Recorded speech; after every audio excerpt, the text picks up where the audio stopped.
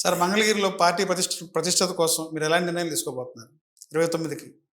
Definite మేము party పటిష్టతకి మా మా నాయకుడు ఇచ్చిన కార్యక్రమాలను ఆల్రెడీ మొదలుపెట్టాం. తీసుకెళ్తున్నాం ప్రజల మధ్యకి, ప్రజల దగ్గరికి వెళ్తున్నాం, ప్రజలకు అన్ని విశదీకరిస్తున్నాం. ఇప్పటి నుంచే మొదలుపెట్టాం. ఇంకా 3 ఏళ్ళు ఎలక్షన్లు హీట్ రావడానికి 3 ఏళ్ళు ఉన్నా కూడా అసలు వాస్తవాలు ఏంటో జనాన్ని ఎడ్యుకేట్ చేయాలి.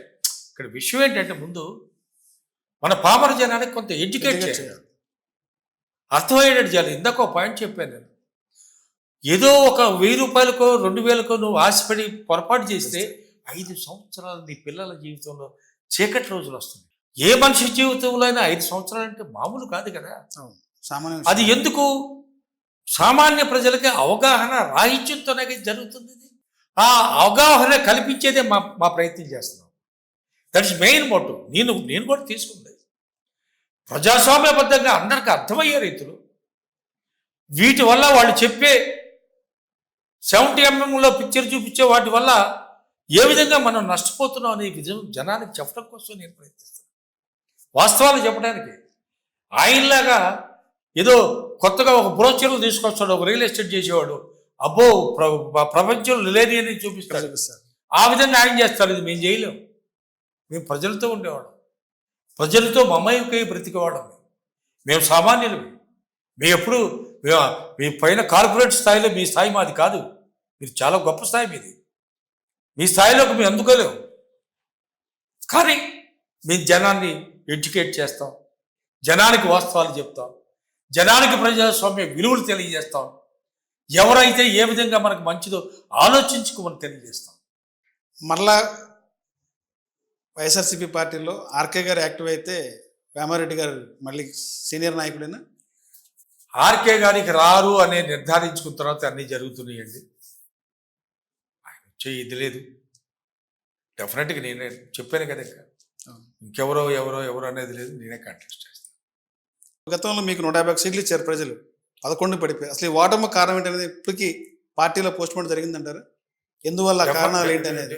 డెఫినెట్గా ఇప్పుడు ఏదైతే ఇందాక మీకు చెప్పానో నేను, సామాన్యుడికి ఉండే ఒక చిన్న ఆశ, ఆ ఆశే మమ్మల్ని కొద్దిగా వెనక్కిపెట్టింది అంతే.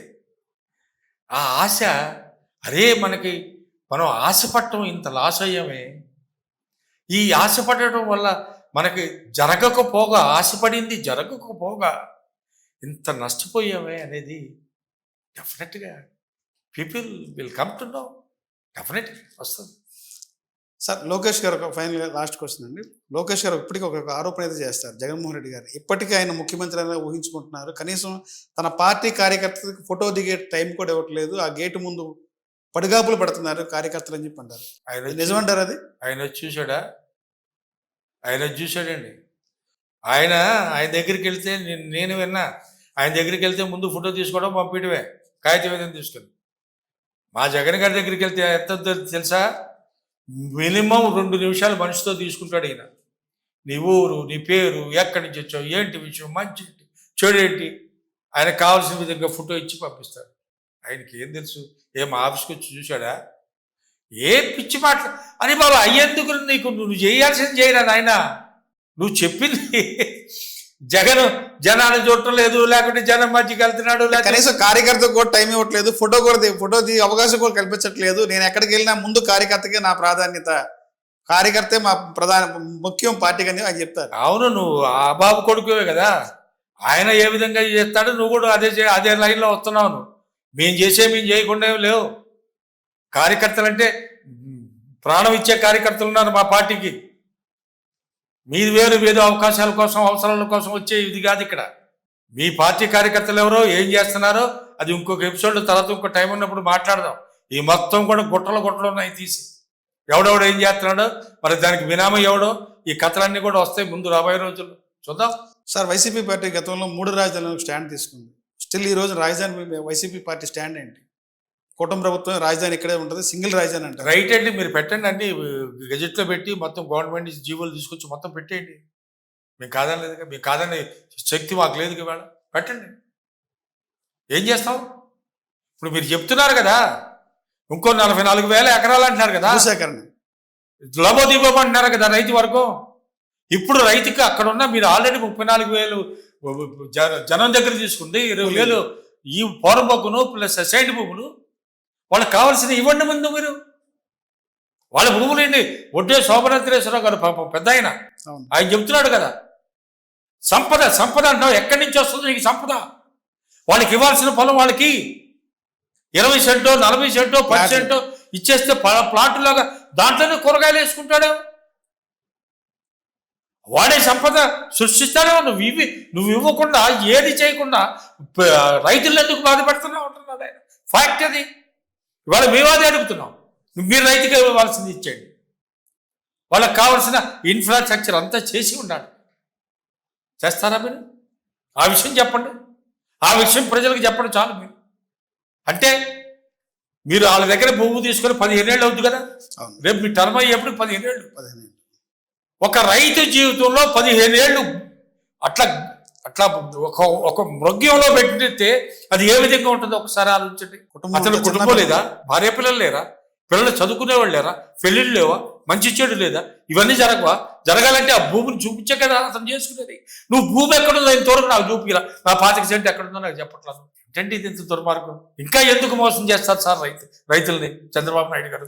తప్పండి, వాళ్ళ ఉసురు తగులుతండి నేను చెప్తున్నా. మరలా భూసేకరణ మళ్ళీ ప్రభుత్వం సిద్ధమైంది కదా, అయింది. రైతులు వద్దన్నారు కాదన్నారు కొందరు. సరే, ఎవరు అవకాశం ఉన్నాడు, ఎందుకు మనకు వద్దులు అనుకున్నాడు, ఇచ్చేవాళ్ళు ఇచ్చుకుంటారు. కాదనే వాళ్ళు ఉన్నారు కదా, కాదనే వాళ్ళకి నువ్వెందుకు తీసుకుంటావు? ఇచ్చేవాళ్ళకి తీసుకోండి, చేయండి. అసలు ముందు ఇచ్చిన వాళ్ళ సంగతి చూడండి. మిమ్మల్ని నమ్మి 34,000 ఎకరాలు ఇచ్చారు కదా, వాళ్ళని చెప్పండి, వాళ్ళకి చేయాల్సింది చేయండి. వాళ్ళకి ఇవ్వాల్సిన 10 సెంటో 20 సెంటో 25 సెంటో వాళ్ళకి ఇవ్వండి. ఇస్తే దాంట్లో ఏం చేసుకోవాలో వాళ్ళు ఆలోచించుకుంటారు. ముందు దాని గురించి ఈయన మాట్లాడితే 1000 నమస్కారాలు ఆయనకి. సార్, వైసీపీ పార్టీకి మహిళలు అంటే గౌరవం లేదు. దానికి ఉదాహరణ నిన్న ప్రసన్న కుమార్ రెడ్డి గారు, ఎమ్మెల్యే ప్రశాంత్ రెడ్డి గారి మీద చేసిన ఆరోపణలు అని చెప్పి టీడీపీ పార్టీ యావత్ అంతా ప్రచారం చెప్తారు, ఆరోపిస్తారు. ఎలా స్పందిస్తారు దాని గురించి? ఇక్కడ ఒకటి, నిజంగా మహిళలు అంటే వైసీపీ పార్టీ గౌరవం లేదా?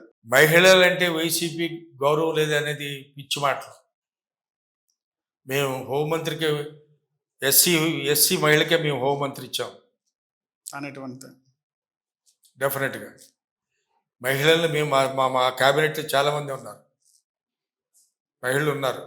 అన్ని కులాలను సమీకరించాం, అన్ని కులాలకు ఇచ్చారు, అన్ని కులాలకు ఉప ముఖ్యమంత్రి కూడా ఇచ్చాం. మహిళల్ని మేము ఎక్కడ నెగ్లెక్ట్ చేయరు.